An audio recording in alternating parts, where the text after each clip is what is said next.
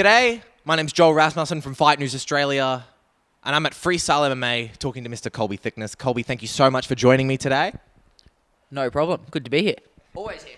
Absolutely. I mean, it is a home. We are the last two people in the gym because I'm keeping everyone. It's a lovely Saturday, and you're spending your time with me. I'm sorry about that. How is your weekend going so far? It is going very good, as good as it can be for being in a knee brace. So it's not too bad that I'm stuck inside because there's not much outdoor activities I can do at the moment anyway. How is the knee healing up? It's going pretty good, actually. I was training my physio yesterday, so I've got 2 more weeks in the brace, and then I'll get surgery booked, get the meniscus taken out. After the surgery, 8 to 10 weeks back to full training. So it's coming along. We were talking about it before we started recording, and even there, I think it comes through. Very, positive outlook. You know what I mean? Like, we were talking about it before, you really did some hardcore damage to your knee, especially at so early on in your career. How do you keep this kind of positive, well, I'll be back. I know I'll be back. How do you keep that headspace? It's always when it first happened, it was a bit rough and that, but I was always allow myself a day or two to sort of process the emotions, everything, be disappointed, but at the end of the day, feeling sad and sorry for yourself isn't going to heal it any quicker. And there's even though it's a bad injury, so I can't do the complete MMA training, I'm still able to do S&C, rehab around it sort of thing. So there's still a lot more I can do. So it's just more focusing on what I can do than what I can't do. And it pretty much just keeps me, people know me, I'm always pretty sort of positive and happy person as is. So like I said, minor setback, a couple of months, be back to full action and go from there. So today was sparring. I caught the end. I saw some guys sparring out there. You're obviously hanging out at the gym, not able to spar. Just being in the gym, being around it, how does that help kind of with your headspace, with keeping that fight mentality?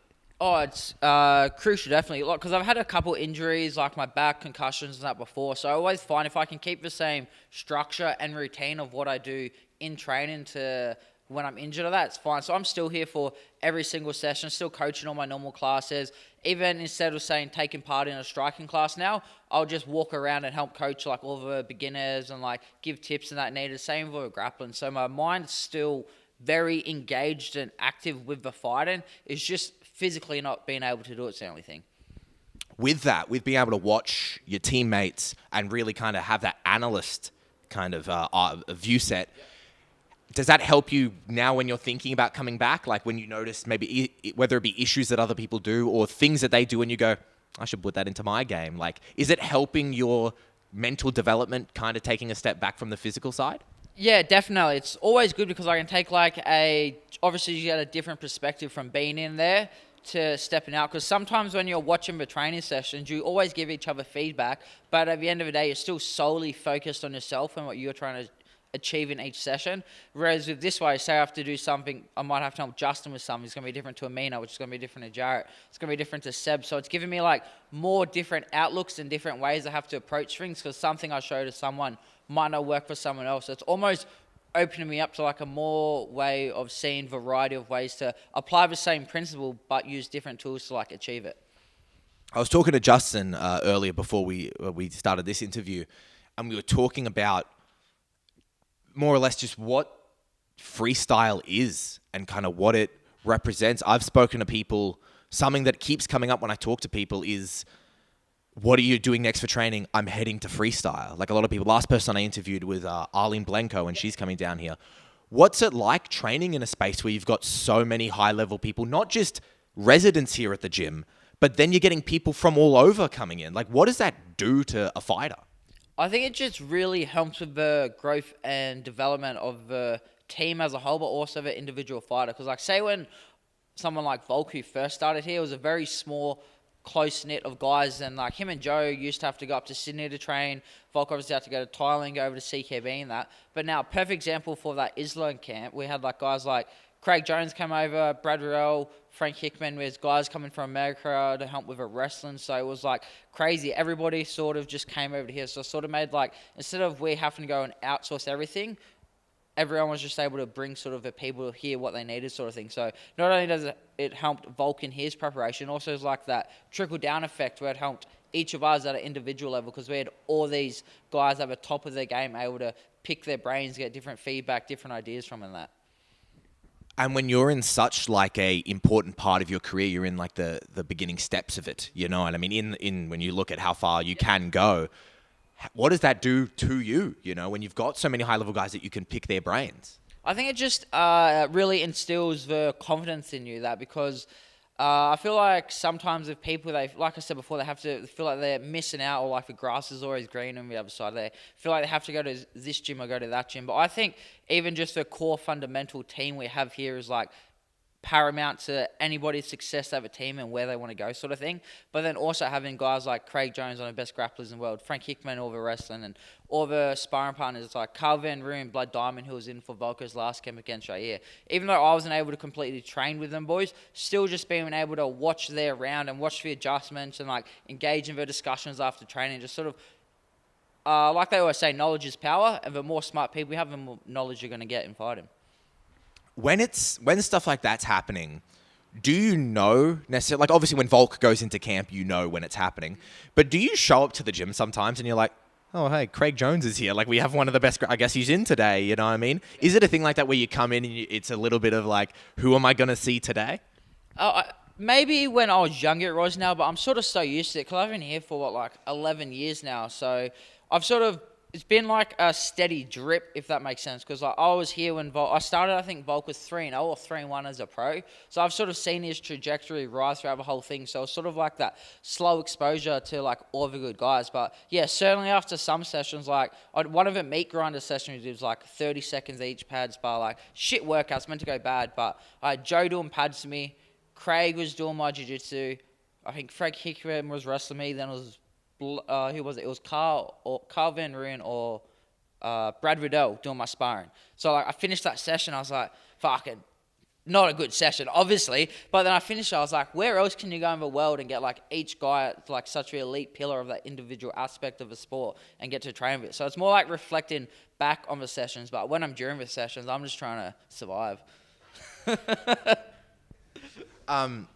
I spoke a little bit with Justin about something similar. I didn't get a chance to ask him this.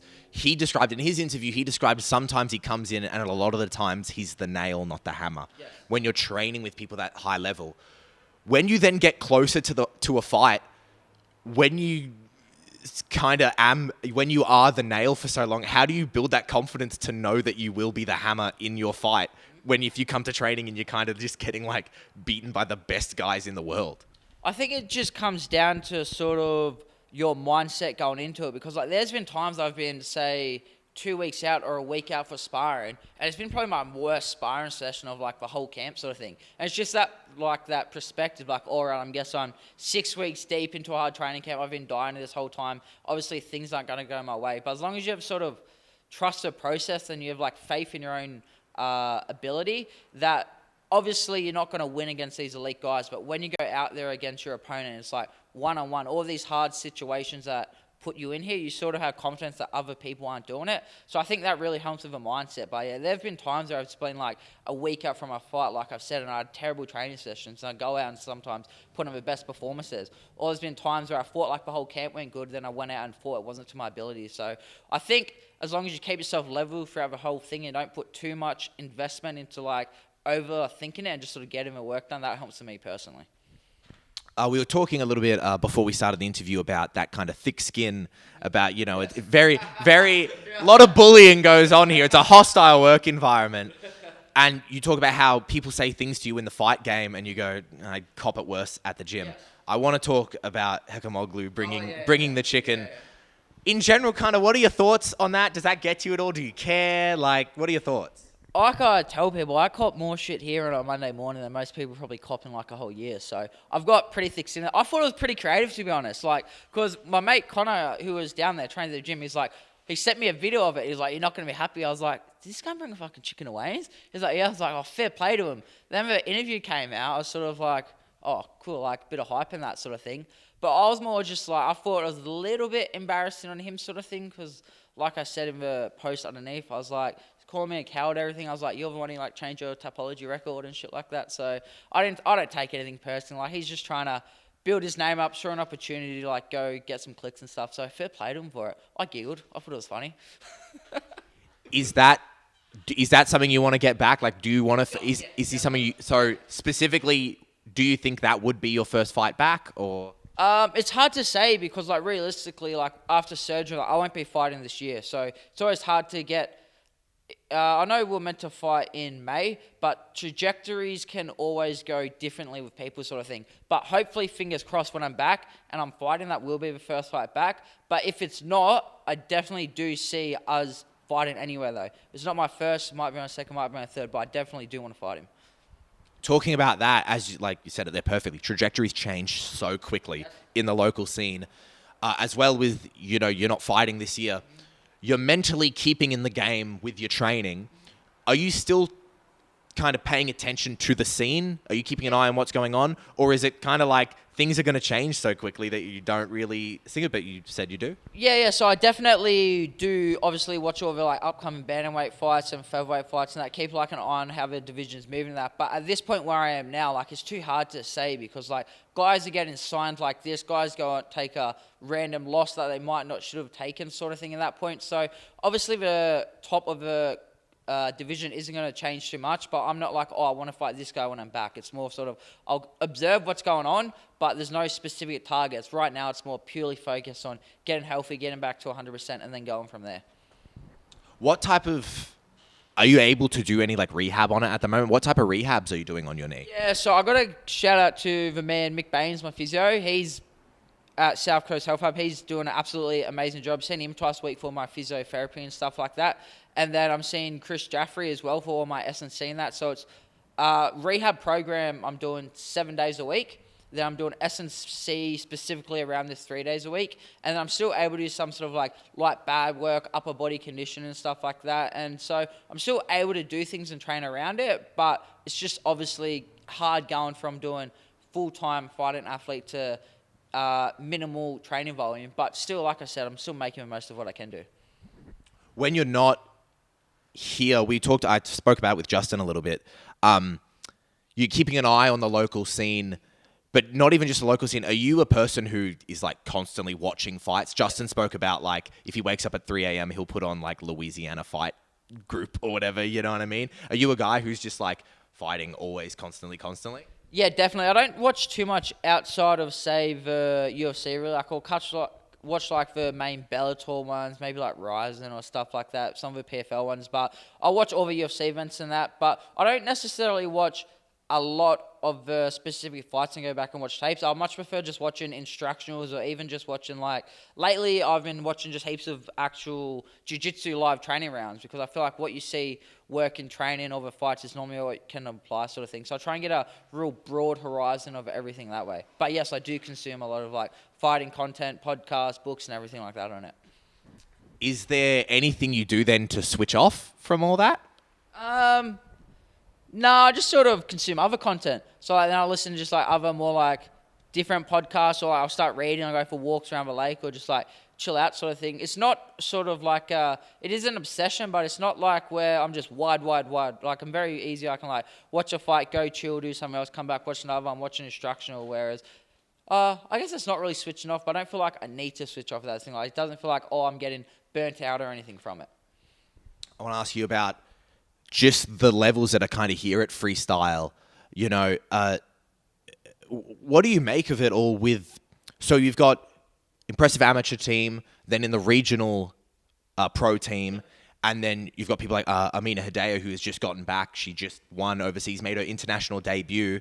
And then you've got people who are, about to go to Contender Series. You've got people in the UFC, What do you make about kind of Freestyle's place in Australian MMA from the locals to the internationals? I think it just shows that we're one of the top gyms in the country, if not the world. We obviously got the pound-for-pound king, Volko, here. Then we got, like you said, we got Justin, Eternal Champ.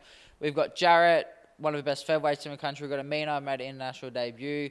We've got Seb fighting on Eternal, just not for UFC Sydney. So there's a lot of good guys on the coming from the pro ranks. We've got an extensive amateur team. Then we also got was it last weekend or weekend before, we had like a local martial arts tournament just in Wollongong. And we had some of the younger kids, like all the under 16s and that, doing like no head contact sparring and stuff like that. And some of even them kids on the mats look incredible sort of thing. So I think it's good that shows that sometimes teams put everything into one athlete and they're sort of known for that one guy, but it just sort of shows, like, comes back to Joe and how good he is as a coach, that he's able to sort of coach and communicate from the highest level guys to get them to understand what he wants them to do. So sort of guys just starting out, and he's able to sort of break everything down, because it's very easy if everybody goes all in on one guy, but to able to diversify yourself that much to all the different unique styles really shows what level of coach Joe actually is.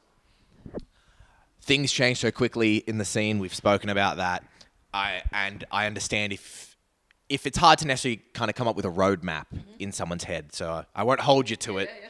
But when you see all the avenues that your teammates have taken, I think personally, once you see someone do it, you know, oh, I can do it. You know what I mean? Yes. How do you kind of see your roadmap once you get back out there going with your career? You've got people who are champs in Australia. We've got people making their debuts internationally. Does that interest you, like fighting internationally, all that type of stuff? I think the biggest thing for me is just getting the fights and getting the experience sort of thing. So obviously that means you're going to have to fight on the shows like the Hexes and the Eternals, try and get belts that way. I do always think, I don't know if I want to have a bunch of international fights, so I try to make it massive, but I know I at least want 1 or 2, purely because it's different, say, from me fighting when I first started as amateur to fight in Sydney. Then it's different if I was to go fight in Queensland, different to go to Perth. But then add in the whole international factor to it. The flights, different, whole different country sort of thing, different time zones, different conditions to cut weight. Like, I feel like you need to get as much exposure as you can before you get to the UFC in that sort of way. Because if your first international fight might be somewhere over in, say, just the UK card was just gone, you're fighting, if you're on the prelims, you're fighting at like 1:30 a.m. Australia time. If you go out this 10 days, that's a massive change, like body clock-wise, all the nerves on top of being your UFC debut. So I think just trying to get the experience in as many different avenues as I can, and then just let the sort of fights and achievements tick themselves up that way, and then sort of make the crack when it's ready. Before this interview, we were talking, Justin was here, he's left, but we were all kind of having a chat. What's your favorite conspiracy theory? Conspiracy theory? Oh, man. How long do we have? Please. I mean, it's your weekend. I don't mind a good... I like the ones which are fairly unbelievable, but there's a sense of truth in there. So if you say it to the right person, it's going to trigger them and get a pretty cut. So something like the moon landing was fake. Like, I don't necessarily believe it was fake, but you get guys who are pretty passionate, especially like Americans, like they were the first one there. If you say, I don't know if you was the first one there, I think you might have faked it just to beat Russia. Man, their reactions you get off that, or like, I don't know, like saying like something like the earth flat or that. Like, I don't look too deep into them. I more just catch a headline and just throw them out at people and see who's going to take the bait and bite back and just go from there. So you're someone who likes to stir the pot a little bit. Yeah, definitely. Do you think that helps with the fighting career, or do you think it hinders it a little bit? I think it definitely helps, because if you're stirring the pot, you're getting reactions out of people. And like these days, especially on like social media, like the number one currency is like reactions in a sense. Because like, perfect example, if you're scrolling through something and it's not giving you an emotional response, you're not going to look into it. But if you see somebody who's saying something outlandish, you're either going to want to take part, you might want to comment or engage in it. So I think shit stirring it that way helps, because like the more emotion you can sort of evoke in someone as a response, the more invested they're going to be. And I think that's actually how you get a lot of eyeballs on you. Like someone like Sean Strickland, whereas I don't think anybody really agrees what he says, but everybody wants to hear him say it anyway. We were talking before about how it's everywhere, but especially in the fight game, kind of clicks are the currency a little bit. Do you think that in your career, from a fighting standpoint, you get the option, let's say it's a weird hypothetical, but you fight for a title or you fight for someone who you think is going to bring a lot of eyeballs to the sport. Which do you think you would pick? Oh, you'd have to go with a title, because like at the end of the day, it depends what route you want to take. Like obviously like what people say, like the attention and everything like that's good in that, but at the end of the day, it doesn't matter how much attention you got. If you're not winning titles, if you're not actually proving you can fight sort of thing, just going to be that sort of like, how many guys do you see on the come up and they sort of make all this noise, but if they can't back it up, it's sort of meaningless at the end of the day. So I think it's good to find that happy medium box. As much as I would like to like shit still have some fun with it, it's still all about the actual achievements, the belts, what's going to sort of make myself look the best on paper and be like the most undeniable to let myself get to the next step.